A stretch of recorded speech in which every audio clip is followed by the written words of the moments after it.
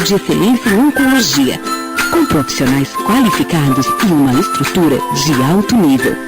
Hospital Wilson Rosado, Centro Mossoró, fone 3318 9000. Você já sentiu aquelas dores musculares irritantes que atrapalham o seu dia? Apresentamos Rematroz Gel Ultra Forte. Rematroz tem fórmula avançada que penetra profundamente, proporcionando alívio imediato. É a base de ervas e óleos essenciais do mais alto padrão de qualidade. Rematroz combate o reumatismo, artrose, sequelas da Covid e da chikungunya. Combate dores por pancadas, torção, lesão, artrite, fibromialgia, torcicolo e lombalgia. Diga adeus às dores musculares e articulares com Rematroz, produto altamente seguro, livre de parabenos e outras substâncias cancerígenas. Rematroz Gel Ultra Forte. Peça na farmácia e loja de produtos naturais. A nossa clínica evoluiu porque sua saúde não pode esperar. Agora dobramos nossa capacidade para oferecer diagnósticos ainda mais rápidos com 2 ressonâncias magnéticas de última geração. Além disso, inovamos com o tratamento em câmeras hiperbáricas, acelerando cicatrizações e recuperações complexas. Tecnologia, cuidado e atenção em um só lugar. E para sua comodidade, atendemos 14 planos de saúde. Verifique disponibilidade. Nossa clínica, cuidar de você é o que nos move.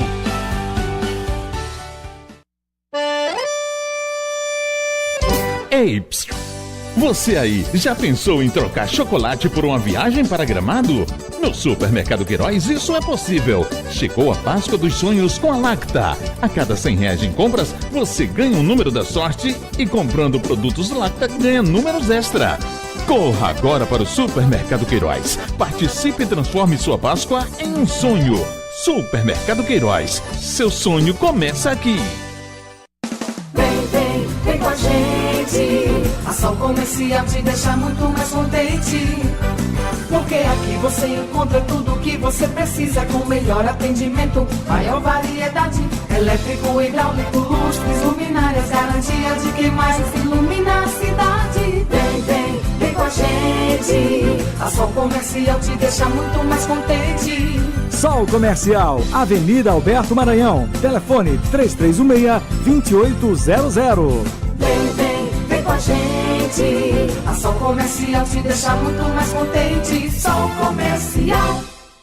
ZYJ 598 10 kW 1170 kHz. Difusora Mossoró, a fala do povo. Difusora, não há distância que nos separe. Difusora,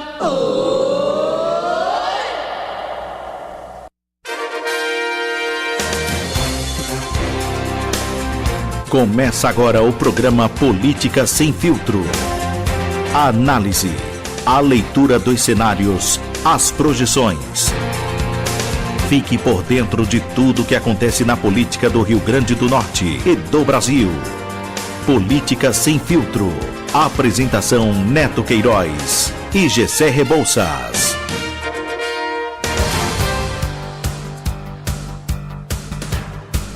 Neto Queiroz.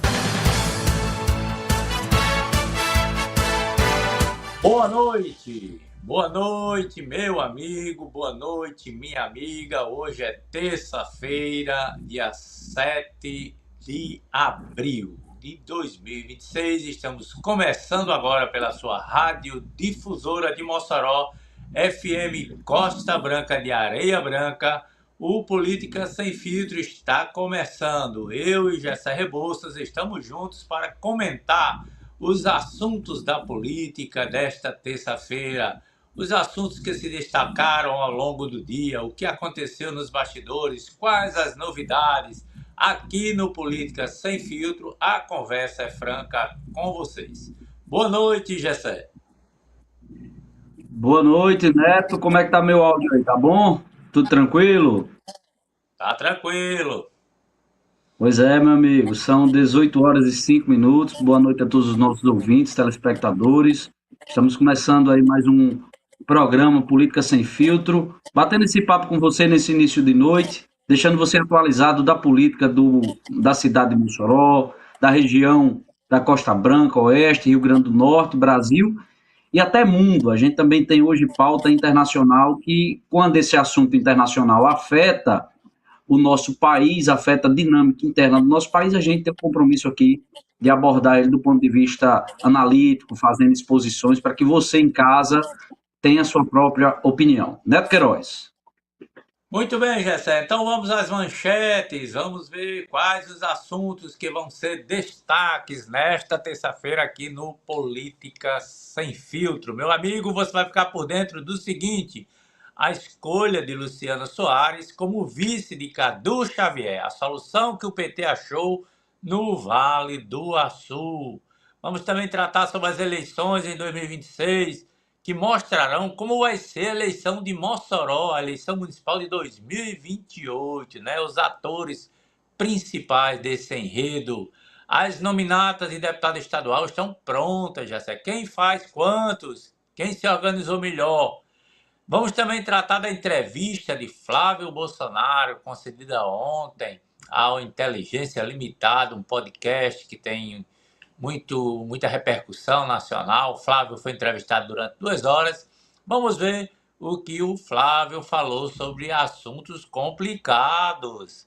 E também vamos falar sobre o que vai acontecer hoje à noite. Donald Trump disse que vai acabar com a civilização inteira do Irã. Eu não sei o que ele está querendo dizer, mas a gente conversa sobre isso no nosso programa esta terça-feira. Como já se disse, se o homem vai acabar com o mundo, nós temos que nos preocupar aqui também, porque nós fazemos parte desse mundo. Se eu tivesse naquela equipe que foi para a Lua e que está lá em cima, eu estava mais tranquilo. Mas aqui a gente vai ter que escapar das bombas, meu caro Gessé Rebouças. Vamos começar com o quê? As escolhas do vice de Cadu?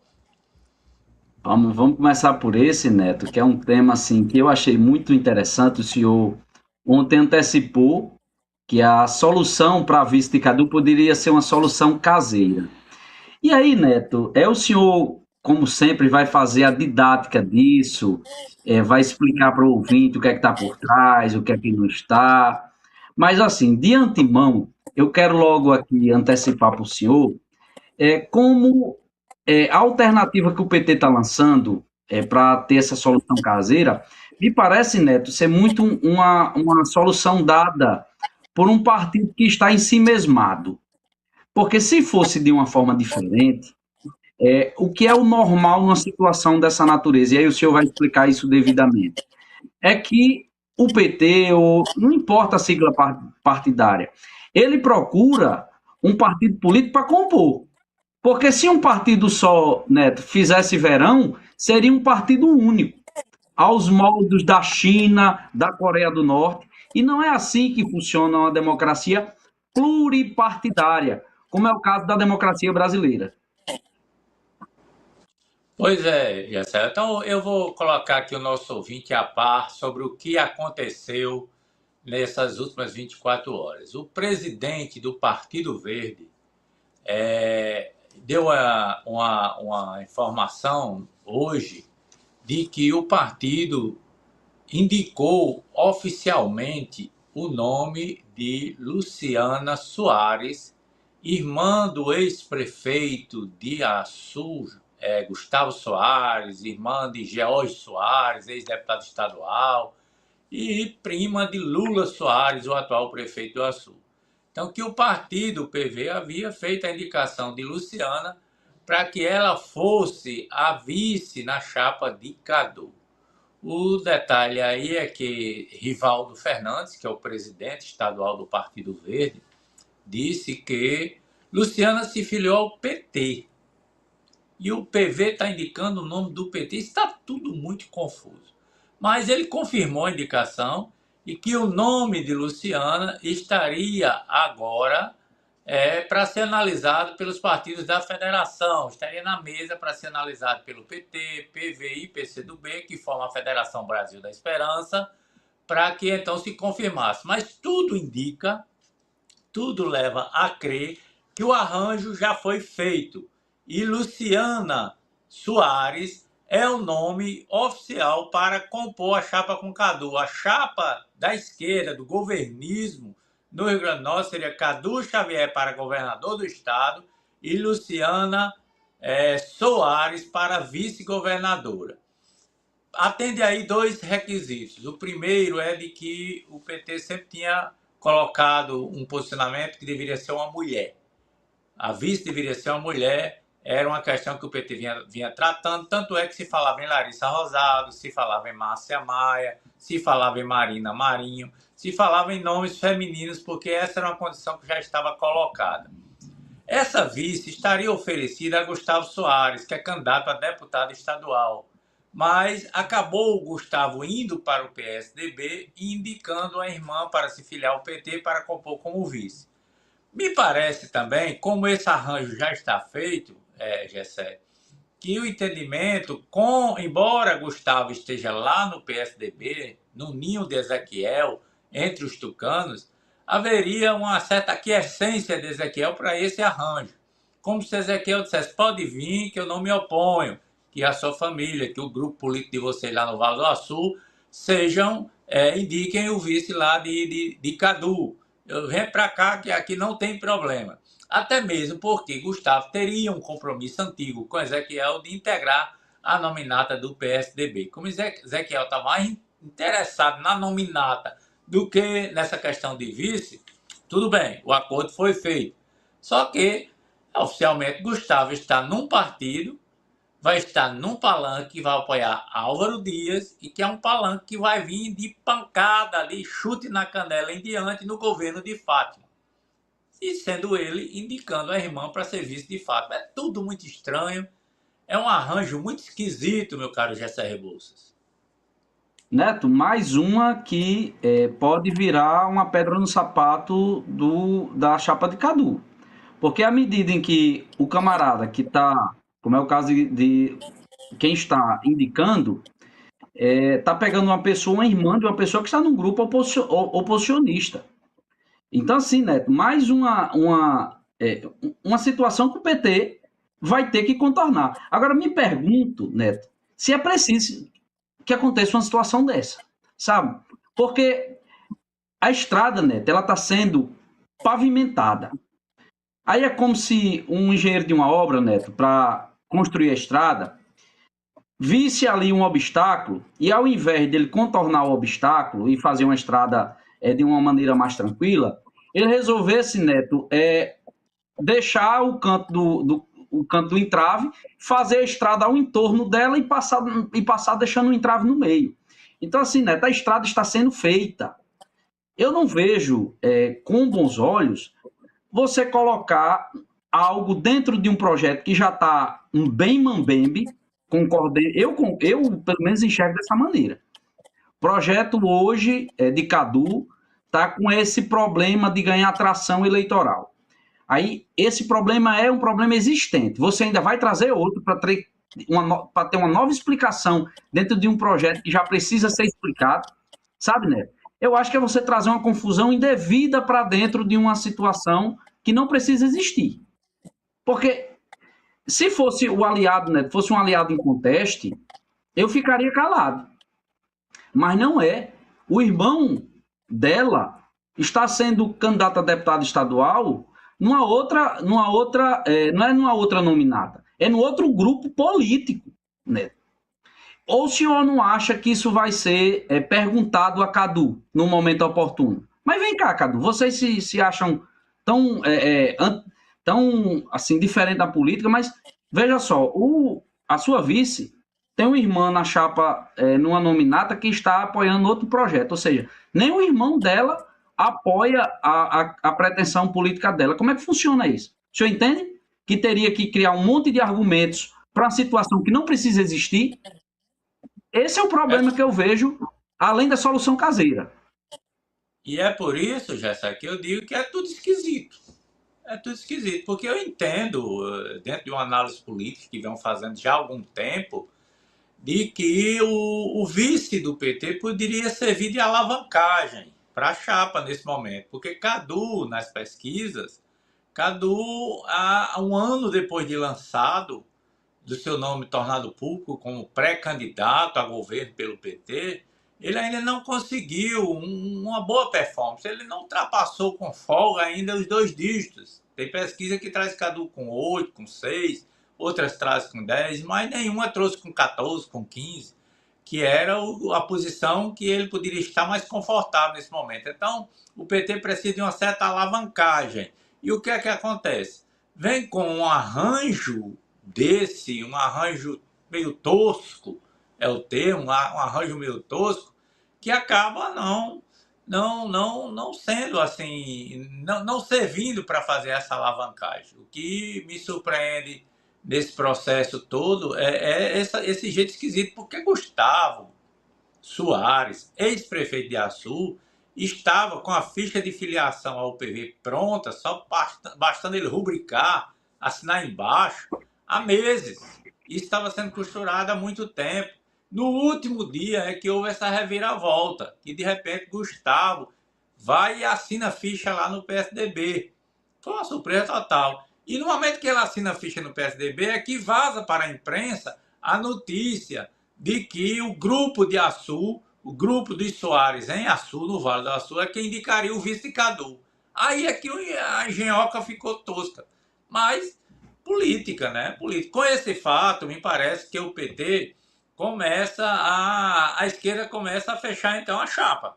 Porque ela teria Cadu Xavier, candidata a governador, Luciana Soares, candidata a vice-governadora, e a dupla ao Senado seria Samanda Alves, junto com Rafael Mota, chapa fechada na esquerda.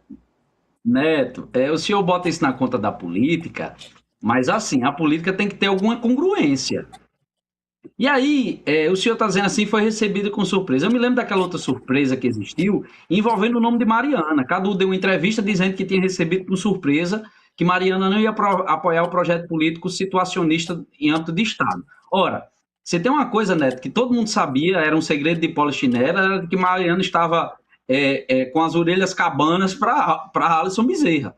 E, mais uma vez, se isso é encarado como alguma surpresa, é fruto sei lá, de você não ter aquela técnica do índio de botar o ouvido no chão para poder ouvir que está vindo uma tropa. É mais ou menos isso. E volto a dizer, Neto, a política tem que ter congruência. Vou dar um exemplo. Ludmila sai do PSDB, Ludmila sai do PL e vai para o PSDB para disputar o nominato a deputado federal. Isso fortaleceu o PL. O senhor não acha que tem uma lógica aí, não? Rogério foi quem costurou isso. Então, eu consigo enxergar lógica, Neto, nas coisas. Agora, nessa, eu não enxergo lógica nisso. Porque você está criando, na verdade, um percalço que não precisa existir. É aquela história, Neto, quando você vai discutir com uma companheira, ou com uma namorada, ou com quem quer que seja, tem mulher que diz assim, né? Se você está arrumando uma justificativa, você está errado, porque nem justificativa é para ti. Entendeu? É mais ou menos isso, né, que acontece com essa aliança. Que, primeiro, sempre eu achei errado você fazer chapas puro sangue. Eu não acho uma coisa de bom tom, especialmente uma quantidade de partidos políticos que tem no Brasil. Esse é o primeiro aspecto. E segundo aspecto, Neto, é que você tem um indicado, uma irmã de uma pessoa que está num projeto político antagônico. Não é um nominato avulso, é um projeto político antagônico. E fica difícil de explicar isso. É um Frankenstein eleitoral, Neto, num momento em que o PT precisa de tração para poder desenvolver a candidatura de Cadu. Mais uma vez, com muito respeito a essa avaliação que eu faço, em colocando o nome dela, nessa circunstância que existe, nesse contexto que está, eu acho que está sendo cometido um grave erro político. O termo é esse, Frankenstein eleitoral. E ainda mais, ele estava indo para o PV, vai para o PSDB, ela se filia ao PT e quem indica é o PV. Olha, vou desistir. Vou para o próximo assunto, vou desistir de entender isso aí, porque está confuso, está muito confuso. Olha, o assunto que eu queria tratar agora, Gessé, vamos tratar dessas nominatas de deputado estadual. Eu tenho escutado muita gente fazendo projeções, né? Lá no meu blog, netoqueiroz.com.br, também tem muitos comentários, o pessoal fazendo apostas, quem elege quem, deputado estadual. No meu entendimento, com o fechamento dessas nominatas todas, quem fez a melhor nominata foi o PL. A mais forte. O PL fez a nominata mais forte. Concorria diretamente com a do PT, PV, PCdoB. Eram nominatas que eu diria igualmente fortes. As duas estavam com o mesmo tamanho, a mesma estatura, a mesma possibilidade. Mas como de última hora a nominata do PT, PV, PCdoB perdeu dois ex-prefeitos fortes, que foi Gustavo Soares, que foi PSDB, e que foi Flávio de Beroy, ex-prefeito de Nova Cruz. Então, acabou fazendo com que a do PL desse um passinho à frente, sabe? Eu acho que a do PL tem 8 deputados de mandato. Tem 8 deputados de mandato. A nominata do PL ainda tem também... Aliás, tem 7 deputados de mandato. Tem 8 deputados, mas um não concorre, que é José Dias. Tem 7 deputados. Tem outros nomes fortes que eu considero Jorge do Rosário forte nessa nominata. Eu considero Getúlio Rego forte. Eu considero Camila Araújo, vereadora de Natal, forte, porque ela teve 28 mil votos para deputado federal na última eleição. Então, ela também considero como nome forte. Enfim, é uma nominata. Anny Lagattixa, eu não sei se a família Lagattixa vai repetir o feito de 2022, quando o pai dela teve 80 mil votos para deputado estadual. Agora parece-me que ele está preso lá na Bahia, né? Então, não sei, mas me parece que ela é forte. Não se pode desprezar a força da família Lagattixa. Não sei nem se o sobrenome é esse mesmo dele. Mas me parece que é a mais forte, com possibilidade de fazer 7 deputados estaduais, já certo. Pois é, Neto, assim, desses nomes que você citou do PL, eu acho o nome de Jorge o mais robusto. Duas eleições aí, Neto, as duas anteriores, Jorge não entrou por conta de questão de legenda mesmo, de partido político. Não foi desta feita, Neto. Eu quero agradecer a nossa audiência aqui no YouTube, viu, Neto? Nossa audiência no YouTube está muito boa. Nesse momento, eu quero agradecer aqui a turma que está nos acompanhando através do YouTube. E é isso. Olha, eu vejo assim que essa eleição de 2026... Primeiro, Neto, apesar da quantidade de candidaturas ser menor, mas assim, está muito mais disputada, sabe? O senhor citou o exemplo aí de nominata de deputado estadual, mas a de deputado federal, Neto, está assim uma coisa danada, porque você tem o projeto do PL altamente engajado, você tem um projeto do PT, PCdoB e PV altamente engajado, você tem a federação... União Progressista também no mesmo sentido, assim, com alto nível de engajamento. A chegada de Kelps fortaleceu bastante esse projeto aí de João Maia, Benes e Kelps. Eu acho que é por aí, né? Eu acho que a coisa assim tá muito disputada a eleição. A ida de Dr. Bernardo para disputar deputado federal também é uma coisa que dá um conteúdo diferente aquela federação PT, PCdoB e PV. Então, né, dos múltiplos aspectos que a gente queira considerar, existem nominatas muito competitivas e o cenário eleitoral, apesar da quantidade menor de deputados, me parece que é mais difícil. Eu não sei se o senhor tem essa mesma percepção. Eu acho que essa eleição de 2026 está mais difícil para os pré-candidatos do que a eleição de 22. Porque como reduzir o número de candidatos, mas em compensação a concentração de votos exige que todo mundo comece a pensar mais alto. Como disse João Maia numa entrevista, de que ele foi eleito em 2022 com 104 mil votos. Mas se não tiver, ele diz, corre o risco de ter 150 mil e ser apenas suplente nessa eleição. Eu faço o seguinte cálculo, eu penso que na nominata federal, vamos aqui, vou dar meus palpites, né? Chegou a hora dos palpites. Na nominata federal, a nominata mais forte é a do PT, PV, PCdoB, que poderá passar aí, ou chegar em torno dos 600 mil votos, e faz 3, não faz 4, como eles alardeiam que vão lutar pelo 4, mas fazem 3 tranquilamente. E aí você tem a nominata do União Brasil e a nominata do PL, que são as outras duas nominatas que devem eleger candidatos. Eu, durante algum tempo, pensei que a do União Brasil faria 3 e a do PL faria 2. Hoje eu tenho uma opinião já diferente. Eu acho que a nominata do PL faz 3 e a nominata do União Brasil faz 2. Porque eu acho que a nominata do PT chega aos 600 mil votos, a nominata do PL chega ali em torno de 550 e a nominata do União Brasil, do PP, chegaria em 500 mil votos. Então, por essa matemática, seriam 3 no PL, seriam 3 no PT e 2 no União Brasil. E eu penso mais, para ser bem objetivo com a minha fala.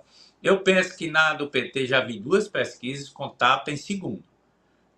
As 2 outras pesquisas, deputado federal, Tabata Pimenta, eu vi 2 com Tabata em segundo lugar. Então, me parece que Natália em primeiro, Tabata é uma candidata muito forte e doutor Bernardo mais forte. Penso que, na minha contabilidade, que Bernardo e Natália seriam os eleitos e a terceira vaga ficaria na disputa entre Fernando Mineiro e Tabata Pimenta. Com relação ao PL, Nina Souza vai puxar votos, vai ser a grande puxadora de votos, vai também se aproximar dos 150 mil votos, penso eu, pela estrutura que a Prefeitura de Natal tem e vai trabalhar massivamente para que ela tenha uma votação expressiva. E penso que ali, em segundo, você tem, como elemento de surpresa, Juninho Saia Rodada, que ele é muito forte, sabe? Ele está trabalhando muito, tem apoios em quase todo o estado, em todos os municípios, vereadores, prefeitos, ex-prefeitos. Então, acho que Juninho é um candidato forte, assim como Girão. Penso que no grupo, Carla Dix e Sargento Gonçalves poderão ficar sem mandato. A tendência hoje, o preço de hoje, no meu entendimento, é que Nina, Girão e Juninho, Saia Rodada, ex-prefeito de Caraúbas, possam ser os eleitos. No União Brasil, aí a briga é grande. Aí a briga de cachorro grande, que você tem 3 deputados de mandato e tem um 4º candidato com potencial de 100 mil votos, que é Kelps Lima. Então, esses 4, numa briga grande, mas na minha contabilidade, os mais fortes aí seriam João Maia e Robson Faria. Robson tem mais de 40 prefeitos apoiando a candidatura dele. Então, acho que João Maia e Robson, as pesquisas todas indicam João Maia liderando nessa nominata. Uma última que eu vi agora, ele tinha mais de 5 pontos. Então, penso que João Maia vai ser o mais votado, seguido de Robson. E aí, Benes e Kelps. Benes perderia o mandato e Kelps também não teria como ultrapassar esse que está na frente. Esse é meu palpite para federal, Jessé. Pois é, Neto. Mas eu queria começar, o senhor falou aí de federal, e eu acho que 2028, Neto, está sendo pavimentado já em 2026. Isso é uma pauta nossa aqui, que, aliás, a gente já tinha internamente, Neto, a gente já tinha até conversado sobre isso. E a gente colocava em polos antagônicos, aí numa suposta disputa para 2026, Neto, o nome de Davidson e o nome de Jorge do Rosário. Mas a ida de Cabo Davidson para dentro do PL, Neto, veio de uma costura de Jorge do Rosário. Então, assim, 2026 é um pavimento para 2028. E Mossoró, Neto, é um dos epicentros dessa disputa eleitoral. Lembremos aqui que já na eleição de 2024, Mossoró foi uma cidade estratégica, porque naquele ano, o senador Rogério Marinho queria colocar aqui na vice de Alisson o nome do PL. Isso visava colocar uma cunha na disputa eleitoral de 2026, no seguinte sentido: se Alisson sair, entregaria a gestão a uma pessoa não da sua predileção, mas uma pessoa aliada política, mas filiada, agremiada ao PL. Isso aí não aconteceu. Alisson, habilmente, não aqueceu a esse desejo de Rogério Marinho e colocou uma pessoa ligada a ele, na sua vice. Só que 2028, Neto, está passando por 26 também. E 2 potenciais pré-candidatos aqui à Prefeitura de Mossoró estão pré-candidatos hoje a deputado federal e deputado estadual aqui na cidade de Mossoró. Por esse tema das eleições de 28, de fato, passa em 26. Agora, a informação que eu tenho é que quem costurou Davidson foi Nina Souza.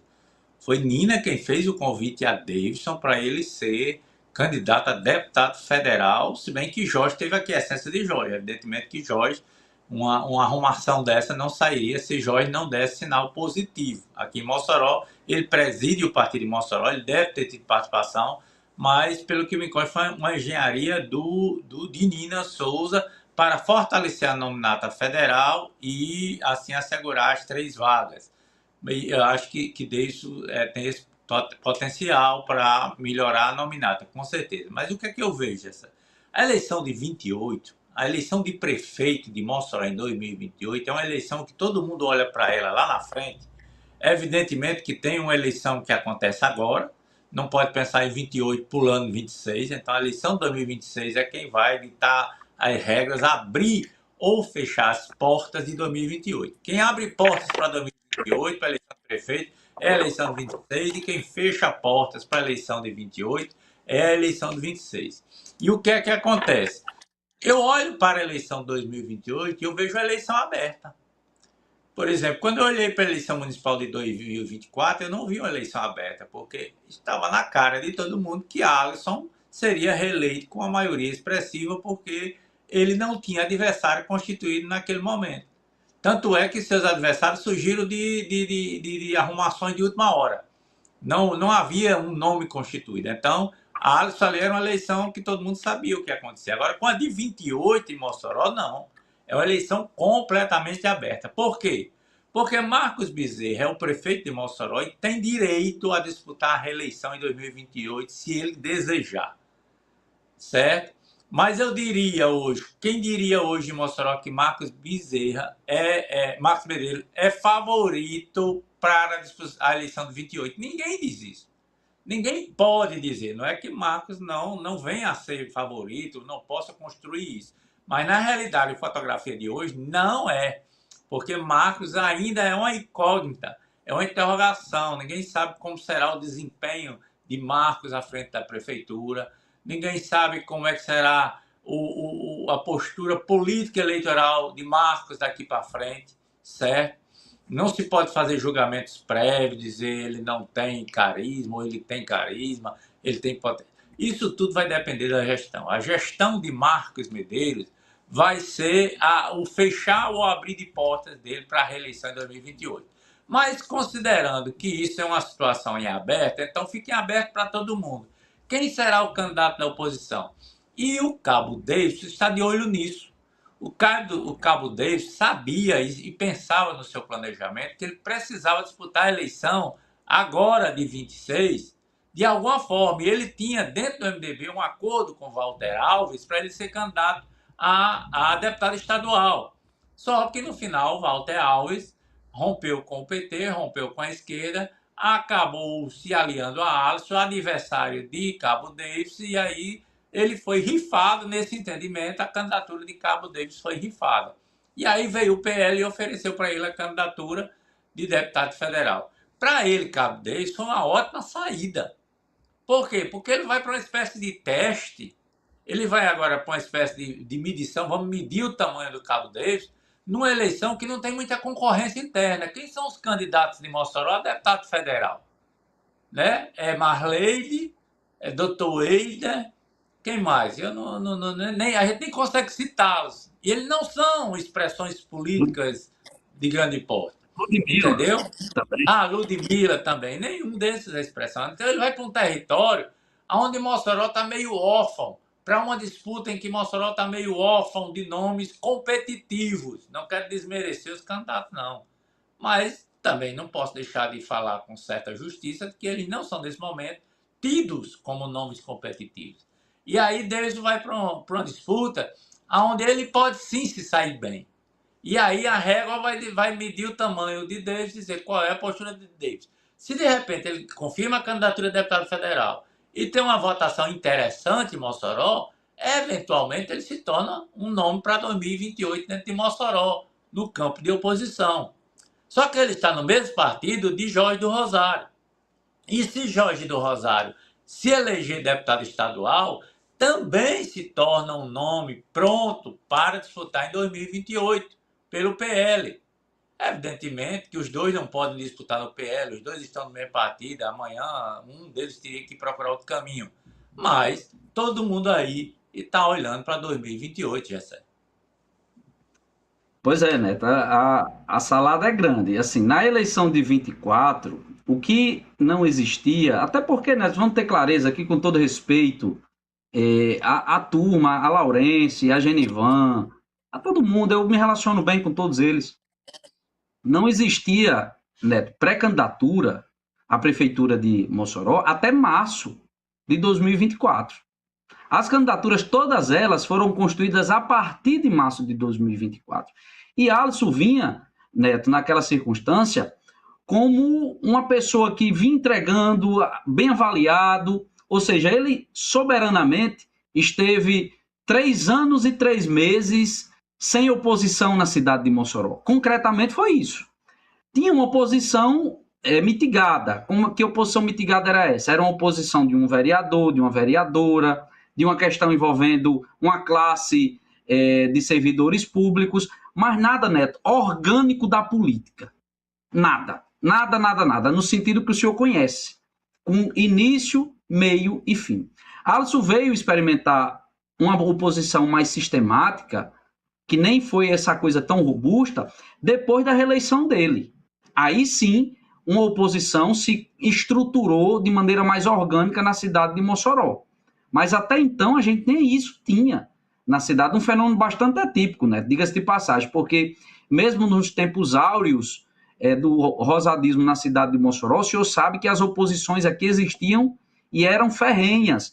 Inclusive, esses polos dos rosados se antagonizavam nesse nível também. Existia meio que uma bifurcação aqui do cenário eleitoral, um para um lado, outro para o outro, e o antagonismo existia nesses limites. Aqui, Alisson teve uma situação mais atípica de não ter oposição. Já Marcos, Neto, passada a eleição de 2026, eu acho que o rebote é maior para Marcos.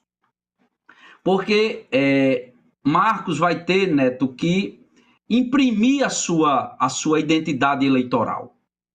Ele, 2026, ele está liderando Republicanos em nível estadual. Portanto, Neto, não é uma figura qualquer dentro do Republicanos, no estado do Rio Grande do Norte, nem no país, já que ele é o presidente estadual do Republicanos. Não vai ter nominata para federal, o Republicano, nem estadual, ou seja, vai apenas servir para agregar ao projeto político de Alisson, mas doravante, Neto, pós-eleição, vencida aqui com o doutor Paulo, a gente debatendo esse assunto mais política, que já nessa eleição, Marcos precisaria imprimir uma identidade eleitoral. Ele vai ter que ter um pré-candidato seu, a deputado federal. O deputado estadual, a deputada estadual a gente sabe quem é, que é Cíntia Pinheiro, que é a mulher do ex-prefeito Alisson. Mas uma deputada federal, para conferir a esse deputado ou deputada, Neto, uma ampla votação. Aí isso daria a ele uma legitimidade, Neto, um cartão de entrada na cidade de Mossoró. Ajudaria a pavimentar o caminho para 28. Então, assim, eu acho que 28 vai ser uma eleição muito aberta, um cenário eleitoral muito diferente daquele que a gente assistiu em 2024. Pois é, e eu acho que também Marcos vai depender muito do resultado da eleição de 26, enquanto se Alisson se eleger governador, evidentemente que ele chegará à eleição de 2028, eleição municipal, no cargo de governador. E aí Marcos terá um suporte então, político respeitável. Agora, se Alisson não ganha a eleição de governador esse ano, né, e fica sem mandato, entra numa espécie de ostracismo político pelos próximos anos, isso também terá uma consequência para Marcos. Então, todos esses ingredientes, e a gente afirma aqui, apontam que a eleição de 2026 pode ser um fechar ou um abrir de portas para a eleição de 2028 em Mossoró. E o futuro vai dizer tudo isso. Meu caro Gessé, só para completar aquela questão das nominatas, antes da gente entrar na pauta nacional, eu queria também falar das nominatas estaduais. Eu tinha falado do União Brasil estadual, nominato estadual. União Brasil, acho que a União Brasil vai fazer 7 deputados estaduais ali, naquela nominata. Penso que o PT, PV, PCdoB faz 6 ou 7. Tinha certeza de 7, mas com a saída daqueles 2, eu acho que pode fazer 6, talvez 7. mas você tem que fazer uma leitura também que a nominata do PT, PV, PCdoB, ela é mais forte do que a de 22, e a de 22 elegeu 6. Então podemos pensar em 7 deputados aí. 7, 7, 14. Faltam 10. De onde virão os outros 10? O pessoal do União Brasil, que está conversando comigo, me dando as informações da nominata, disse que lá o cálculo é 5, pode fazer 6. Eu acho que 4. Talvez faça 5, mas ainda acho difícil que se faça 5. Mas vamos entender que possa fazer o 5º. E dentro da nominata de Ezequiel, que também o cálculo lá do pessoal com quem eu converso é que pode fazer 5, pode fazer 6. Eu acho 4. 4, talvez o 5º agora com o Jorge Soares. Talvez o 5º aí, certo? E aí tem a nominata do MDB. A nominata do MDB depende muito de Walter Alves, né? Se Walter se confirmar como puxador de votos, alguns acham que Walter tem 60 mil votos, outros acham que Walter não ultrapassa 40 mil votos. Porque além de Walter, tem outros 3 nomes importantes, que são 3 ex-prefeitos. Não, 2 ex-prefeitos e um ex-vice-governador, que é o caso de Ivan Júnior, que é o caso de Bibiano, de Serra do Mel, e o caso de Antônio Jaco, né? Antônio Jaco tem uma penetração no segmento evangélico. Então, eles 3, junto com Walter Alves, se calcula que eles teriam aí em torno de 120 mil votos, 130 mil votos. E aí, se o restante da nominata conseguir mais uns 30, 40, com 160, 170, aí sim faz 2. Se não corresponder, ficará com apenas 1. São esses meus palpites. 7 no PL, 7 no PT, 4 no União, 4 no PSDB e 2 no MDB. Mas o senhor está dizendo PT por conta da federação, não é isso? Federação. Não é PT, federação. não. PT, PCdoB e PV. Nessa PV, daí, não, sim, porque o senhor disse só PT, aí tem que botar a turma do, por exemplo, a esposa do Dr. Bernardo. Preguiça de dizer esse monte de sigla. Pois é, mas a federação lá... Sentado, como é que o senhor está com preguiça? A federação tem 8 deputados estaduais, 7 vão disputar. Olha quanto tem. Está igual lá do PV, lá do PL, porque olha, lá tem, do PT tem 3. Isolda, Francisco do PT e Divaneide. No PV tem mais 3. Tem o Eudiane, tem o Baldo e tem o Ivanilson aqui de Baraúna. E ainda tem o Vivaldo que não vai disputar. Quem é mais que eu estou esquecendo aqui? Estou esquecendo de alguém aí na lista, eu não estou aqui com essa lista. Mas a nominata aí também, a nominata tem Kaline, do Dr. Bernardo, que tem um potencial, eu penso que Kaline tem potencial de passar dos 40 mil votos. Então a nominata que vai fazer 7, penso eu, esse grupo vai eleger 7 deputados, né? Mas, Gessé, vamos tratar agora da pauta nacional. Não sei se você assistiu ontem a entrevista, o bate-papo de Flávio Bolsonaro no podcast Inteligência Limitada, certo? Do nosso amigo Vilela, que comanda. É um programa, é um podcast dos mais famosos no país, porque tem grandes entrevistas, né? Grandes personalidades. E é um bate-papo longo, que não tem aquele negócio de 30, 40 minutos, às vezes se arrasta por horas. Mas a conversa de Flávio Bolsonaro demorou umas 2 horas. É interessante, se você que está nos ouvindo em casa, acesse o YouTube, veja lá no Inteligência Limitada e você assiste a entrevista, porque aí você começa a conhecer um pouco mais de Flávio Bolsonaro. O que é que ele pensa sobre os determinados assuntos do país, né?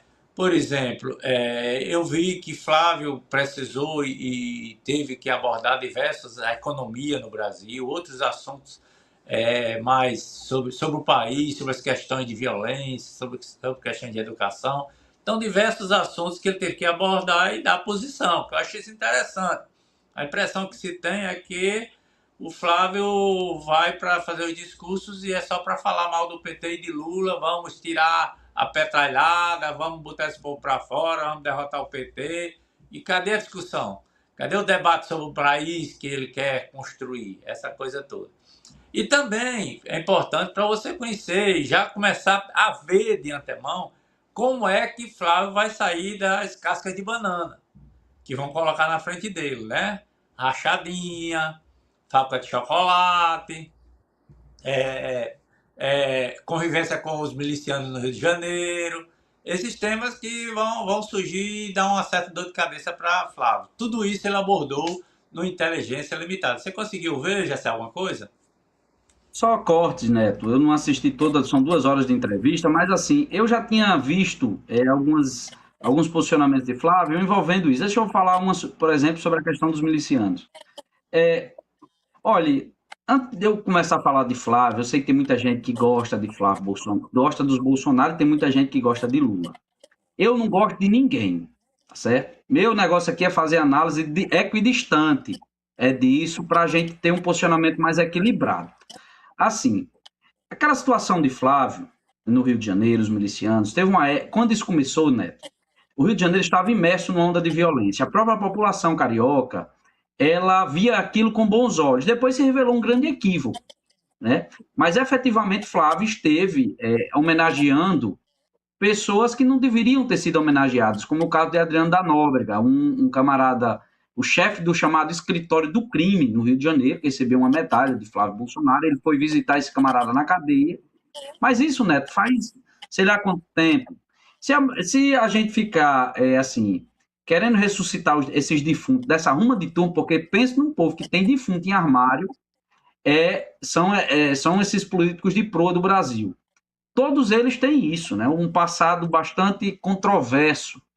Então, eu me preocupo, nesse momento, né, em ouvir dos candidatos, coisas como economia, Banco Central, taxa de juros, investimento público, impostos, tamanho do Estado, a educação, desenvolvimento, segurança. Isso é o que eu espero ouvir dos candidatos nesse momento. Nós estamos com uma violência, aliás, Neto, com a segurança, o aspecto da segurança pública no Brasil é uma das coisas que mais preocupam.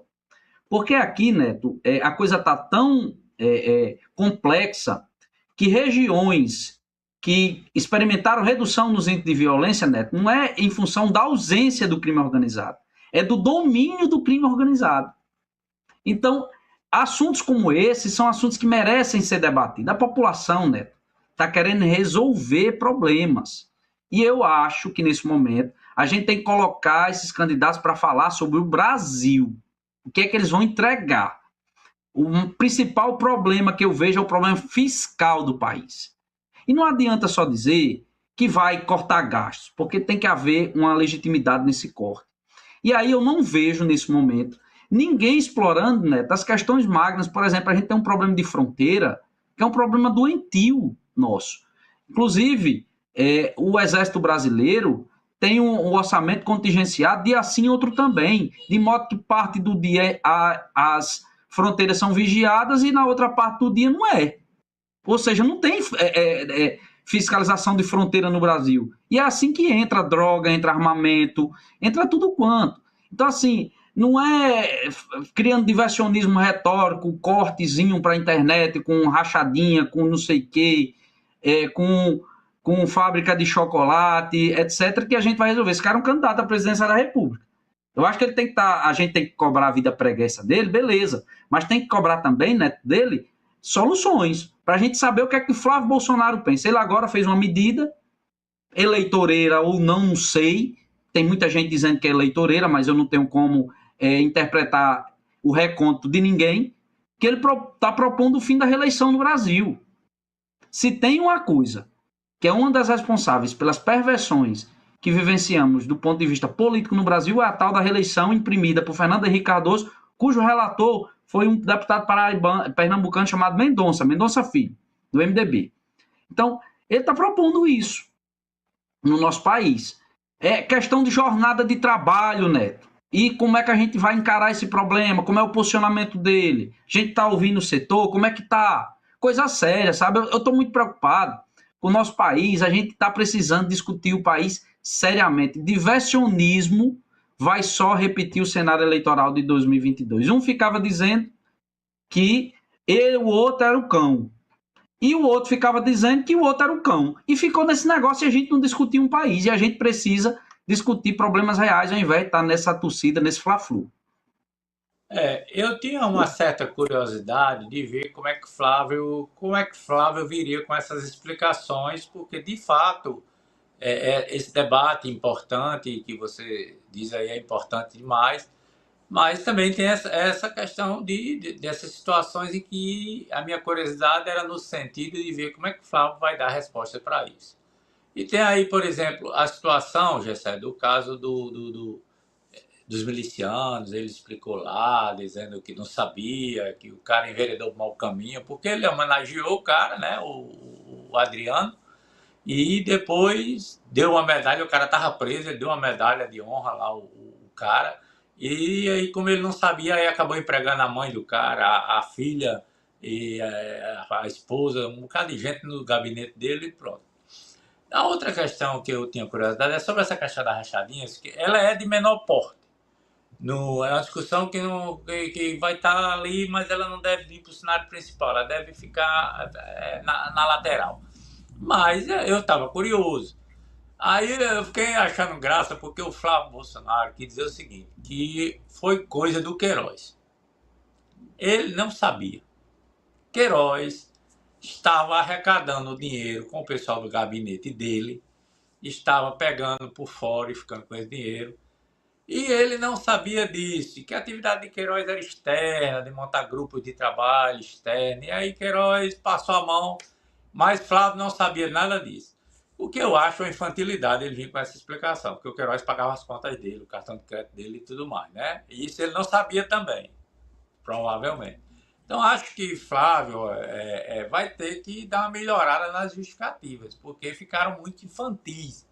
E principalmente, isso é importante para o debate, não a questãozinha da rachadinha, mas é a forma como ele vai tratar o eleitor e o respeito ao eleitor com informações e com justificativas que não nos façam de bobo. Entendeu meu raciocínio?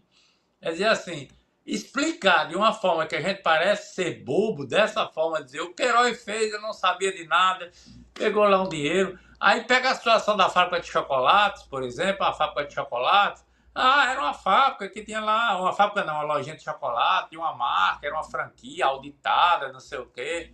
Ora, a Polícia Federal identificou 2.200 depósitos do mesmo valor nessa lojinha de chocolate. Ele disse, não, isso é normal, no final do dia vai e deposita. Todo dia por o mesmo valor. Então, eu não quero entrar na miudeza do debate, eu só quero dizer o seguinte, ele precisa tratar o eleitor com mais respeito. Esse argumento nos faz de bobos. Essa forma de argumentação do miliciano, do chocolate, não sei o quê, nos faz de bobo. Então isso é maior. Menor é o tema, maior é a forma de querer achar que nós somos bobos de engolir essas explicações. Ele vai precisar ensaiar alguma coisa mais robusta, alguma coisa mais consistente, para até ganhar credibilidade. Para as pessoas verem a sua explicação e dizer tem uma razoabilidade no que ele está dizendo. Porque a forma como ele disse não tem razoabilidade nenhuma. Apenas nos faz pensar que somos todos bobos. Neto, eu compreendo, eu acho que quem está na vida pública tem que se explicar. Eu acho que isso aí não é o problema. Eu fico preocupado é que esse vira o assunto principal. Isso eu fico preocupado. Porque, sabe, Neto, foi o que aconteceu na eleição de 22. Ninguém falou nada de problema real do Brasil. Ficou um chamando o outro de genocida. E o outro chamando o outro de comunista. Aí um era ladrão para lá. Bolsonaro chama Lula de ladrão, de presidiário, não sei o quê. Pichuleco, diabo 4. E Lula chamando Bolsonaro de genocida, de rachadinha, de não sei o que, e pronto, ficou nisso. Aí a simplificação do debate era picanha, cerveja, não sei o que, o Brasil vai voltar a ser feliz. Era isso. E o outro se esse rapaz vier, o Brasil vira uma Venezuela. Ou não foi assim em 2022? Nesses exatos termos, assim, do jeito que eu estou dizendo aqui, foi. E se 26 a gente continuar com essa patifaria, infelizmente, esses problemas que a gente está vendo de estrangulamento da atividade econômica do Brasil, Neto, o que é que diabo que justifica uma taxa de juros a 14,75, estava em 15, durante 2 anos, o que é que explica isso? sabe? O que é que explica essa dinâmica de estrangulamento? Essa reforma tributária que a gente está meio perdido. Como é que a gente vai fazer? As empresas, olha, Neto, vou falar abaixo. Sabe, a maior quantidade de recuperação judicial da história, sabe qual é o período que está acontecendo? Agora, nesse momento. Maior quantidade de recuperação de empresas na antessala de falir está acontecendo nesse exato momento. Ninguém discute isso. E aí vai ficar o outro. Olha aí, tá vendo? É o filho do genocida, eu não sei o quê. Aí o outro fica dizendo, ó, o ladrão que tá vindo aí. Isso não resolve nada pra gente. Quer passar um pano, quer passar um raio-x na vida pregressa dos candidatos? Beleza, faça. Tá tudo certo. Agora não esqueçam de perguntar os temas magnos da República, porque ninguém, o Brasil, vai entrar em parafuso se passar mais 4 anos do jeito que está. Essa é a questão que eu falo aqui. Daqui a pouco a gente vai ter um problema de abastecimento aí, viu, Neto? Daqui a pouco. Com essa questão Muito dos combustíveis. Então vamos do abastecimento para a guerra, que a coisa é uma coisa ligada com a outra, e como só falta 4 minutos, viu, é certo? Mas falar aí da guerra. Donald Trump deu um prazo até as 21 horas de hoje, portanto são as 7 da noite, né? Faltam só 2 horas. Que se o Irã não liberar o Estreito de Hormuz para a passagem dos navios, ele vai, como diz aquela coisa lá, descer fogo na terra, vai fazer descer fogo na terra sobre o Irã, e disse, nas palavras do próprio Trump, que uma civilização inteira vai desaparecer. Evidentemente que o Trump não está dizendo que vai destruir o Irã e matar a população inteira e acabar, fazer um X no mapa, tirar o Irã do mapa. Evidentemente que ele não está dizendo isso, que ele não é doido. Ele parece, mas não é totalmente doido. Ele está querendo dizer que vai destruir, vai minar o país, porque ele promete atacar a infraestrutura, os portos, as pontes, as linhas férreas, as usinas, tudo que existe que movimenta o país. Aí sim, ele vai atacar em setores chaves para deixar o país destruído nesse aspecto, sabe? Nesse aspecto. Eu fico muito atemorizado com isso. Nós aqui do outro lado do mundo, aqui em Mossoró, nesse momento, estamos aí, eu fui abastecer o carro hoje, o diesel passou de 7, está em 7,11, sabe? Eu fui num posto, aí o cara disse, então estamos abastecendo o diesel. Eu disse, por quê? Ele disse, porque tá para vir um aumento, aí o dono mandou parar de abastecer. Só vai abastecer quando o aumento vier. Olha só, Neto, como é que a coisa tá. Não estava abastecendo, porque tinha diesel. Tá esperando aumentar. Que aumentar e aumentar agora nada. Então isso aí é crime contra o consumidor. Isso aí é crime contra o consumo. Crime. Exato. É crime isso aí. É bom dizer qual o posto de combustível pra gente. Eu bem denuncio isso aí. Fácil. Pois é, aí isso tudo para dizer, essa guerra mexe com a gente. Essa guerra, ela está tomando um rumo que ninguém sabe exatamente aonde isso vai parar. Porque o Irã ameaça que se os Estados Unidos vier com essa artilharia toda, ele também vai além Oriente. Agora, como diz o outro, antigamente era o seguinte, só escutava canela, agora tudo é canela. De cabeça a pescoço, vira tudo canela. Aonde é que vai parar? Porque o Irã promete retaliar em países aliados dos Estados Unidos, no Oriente, mas como o próprio governo iraniano disse, além do Oriente, vai atacar para todo lado, vai disparar míssil para todo lado e isso vai escalar, sabe? Eu fico preocupado demais com o que está acontecendo. O Trump é conhecido por ser bravateiro, né? Só que ele engoliu corda quando ele fez aquela operação na Venezuela e conseguiu extrair Maduro lá de dentro. É bem verdade, né, que o que aconteceu dentro da Venezuela aconteceu porque teve aquiescência interna.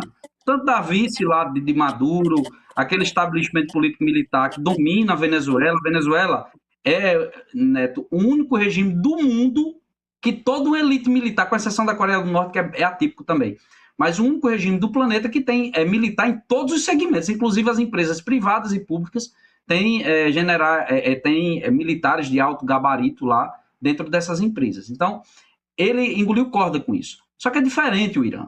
Eu não sei como é que se daria isso, eu acho que tem muita gente interessada em desmobilizar esse esforço do Donald Trump. Donald Trump está desarrumando a harmonia global.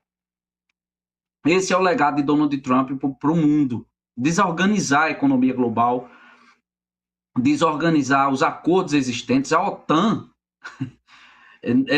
Trump, né, ameaçou atacar um país membro da OTAN. E aí, assim, é inacreditável.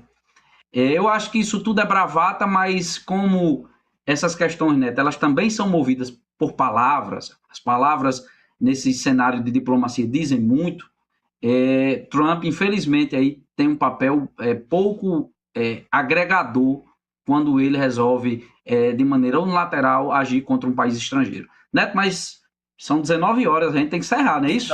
Nosso tempo acabou. Vamos aguardar o que é que Trump vai fazer. Se é bravata ou se ele tem alguma coisa. Vamos aguardar para ver se amanhã o mundo ainda amanhece igual ao que vai anoitecer.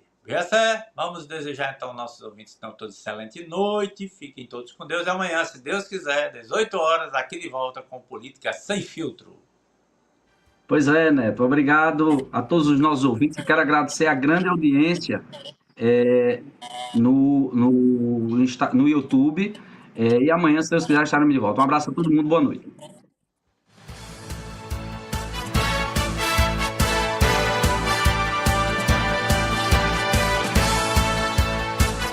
ZYJ